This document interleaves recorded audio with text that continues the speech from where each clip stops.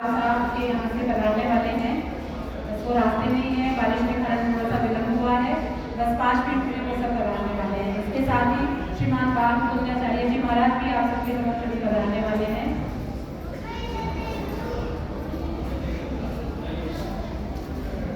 सबसे पहले मैं अपने गुरु परमेंद्रनाथ जी महाराज के चरणों में वंदन करता हूँ, प्रणाम करता हूँ। मेरी माँ समान कैलाश मायसा के चरणों में वंदन करता हूँ, प्रणाम करता हूँ। और यहाँ पे विराजमान जितनी मातृशक्ति है, समाज के बंधु हैं, उन सभी को जय श्री राम। काफी कुछ मधु ऐसा ने मेरे बारे में कह दिया, ऐसा कुछ भी नहीं है। मैं अगर मेरी वास्तव में हकीकत बताऊँ, आज बता ही देता हूँ क्योंकि परिवार के बीच में बैठा हूँ। इस जीवन के अंदर बहुत संघर्ष किया है। जयपुर में 1990 में पढ़ने के लिए आए थे, जब राजपूत हॉस्टल में रहा करते थे। उस समय राजपूत हॉस्टल की ये हालत थी कि वहाँ पर बिजली तक नहीं थी, मेस तो दूर की बात है, खाना तक नहीं मिलता था।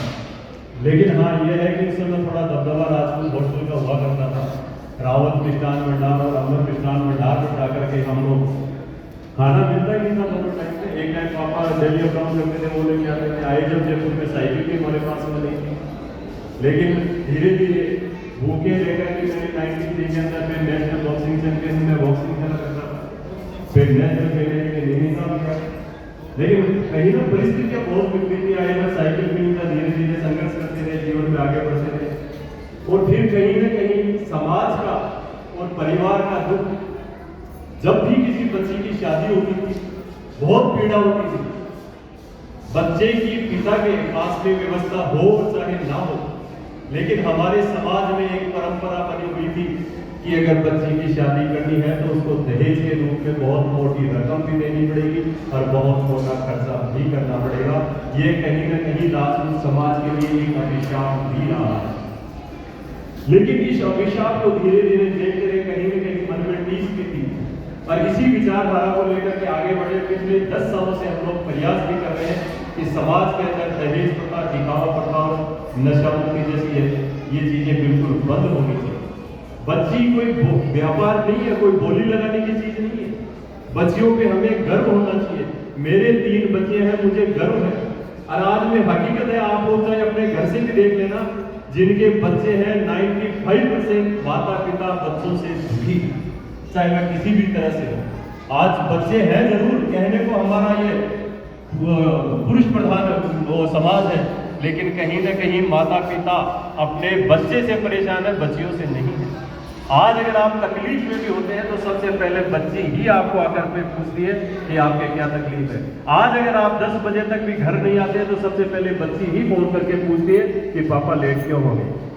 क्योंकि बच्चों और बना लोगों को तो खुद को ही फुर्सत नहीं है, वो खुद का पता नहीं है कि वो घर कब तक पधारेंगे, कब तक आएंगे। और ये हकीकत है, इस हकीकत से वाकिफ हमें होना ही पड़ेगा।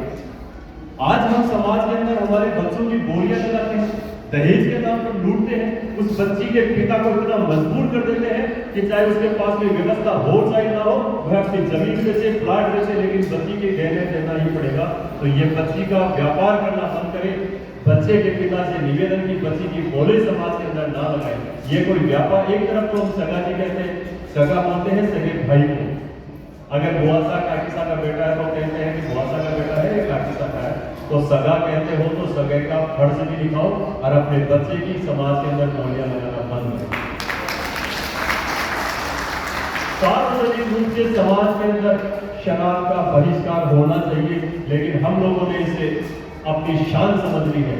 आज भी देखते हैं कि बड़े बड़े जहां पर मैरिज हॉल है वहां पर टेंट लगते हैं, कई महंगी महंगी शराब की बोतलें वहां पर आती हैं और वहां पर जीव हत्या भी होती है। हाँ, कुछ समय में इसमें भागीदार मैं भी रहा हूँ, लेकिन जब भी समझ में आई, 10 साल हो गए, इन चीजों से दूर हो गया।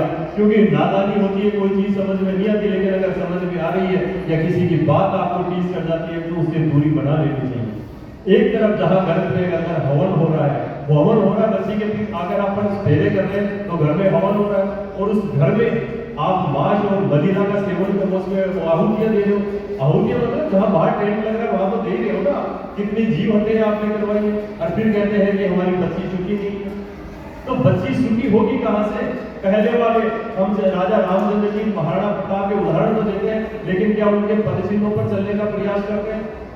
आज राजा रामचंद्र जी को देखो, उन्होंने राम नाम राजा राम जी से नाम उनका बड़ा नाम है, उन्होंने कितना त्याग किया। शुरू में बचपन में गुरुकुल में रहे, जब उनको राज तिलक की तैयारी हुई, राज तिलक करने का मौका मिला, राज मिलने वाला था, लेकिन एक वचन एक माँ ने कह दिया और 14 साल के लिए वनवास चले। आज हम अपने भाई से सिर्फ चरपेटे के लिए लड़ लेते हैं, छोटे से जमीन के टुकड़े के लिए लड़ लेते हैं, और वो भाई और वो जमीन का टुकड़ा यही ले जाता है, लेकिन भाई या हमारा रिश्ता खराब हो जाता है। तो ये रिश्ता, ये सामाजिक मंचों के माध्यम से वास्तव में ये बातें होनी चाहिए, लेकिन किसी भी मंच से ऐसी बातें नहीं होती है जिसमें समाज सुधार की बात हो। अगर होती है तो सिर्फ और सिर्फ राजनीतिक बातें होती है, जो बिल्कुल भी काम की नहीं है। आज आप देख लो, कालवाड़ रोड से हम लोग आएंगे, बुरा मत मानना, ये हालात है। चाहे वो किसी भी पार्टी के, दोनों पार्टी में वहाँ पर विधायक रहे, आज 1-1 घंटा लग जाता है। हमारे से हर तरह का टैक्स सरकार के द्वारा वसूला जाता है बिजली के बिल के अंदर, फिर भी हालात ये। तो कई समाज के अंदर बुराइयां उनके ऊपर हमें लेना चाहिए। ये जो इन्होंने स्वास्थ्य में महिलाओं को सशक्त, बच्चियों को सशक्त और आत्मविश्वास बनाने के लिए जो आपने तलवार वाली स्तंभ किया है, इसका मैं दिल की गहराई से आभार व्यक्त करता हूँ। और ऐसी हर गांव और गली के अंदर एक मुहिम चलनी चाहिए। अब जो गवर्नमेंट ने नारा दिया था, मैं तो उसका भी विरोध करता हूँ कि बेटी बचाओ बेटी पढ़ाओ। बेटी बचाओ, आपने कमजोर को बेटी को उसी से तो बना दिया, बेटी को क्यों बचाओ साहब? बेटी को सशक्त बनाओ, बेटी को मजबूत बनाओ और बेटी को आगे बढ़ाओ, यह नारा होना चाहिए। राव साहब के घर से पधारे, उनका यहाँ पर स्वागत है।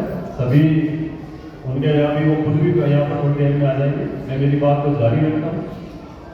समाज के अंदर बेटियों को सशक्त और मजबूत बनाने के लिए जो आपने मुहिम चालू करी है, वास्तव में ये हर गांव और गली तक इस मुहिम को पहुंचाना चाहिए। आज जिस तरह से पूरे देश का वातावरण चल रहा है, वास्तव में ये बहुत ही गलत है। इसके लिए बेटियों को मजबूत बनाना ही चाहिए। आज अगर कहीं पर भी कोई कथाएं होती है, भागवत कथा होती है, शिव पुराण कथा होती है, किसी भी तरह की कथा होती है, तो महिलाओं के ऊपर एक चली रख दी जाती है, जिसको हम कलश यात्राएं बोलती है। कलश यात्राएं बहुत हो गई, अब लठ यात्रा होनी चाहिए। और अगले महीने फिर बड़ी पीपली बालाजी धाम के द्वारा लठ यात्रा का एक आयोजन किया जा रहा है। पिछली बार भी किया गया था, जिसमें महिलाओं को हजारों की संख्या में महिलाएं थे, उनके हाथ में लठ थी।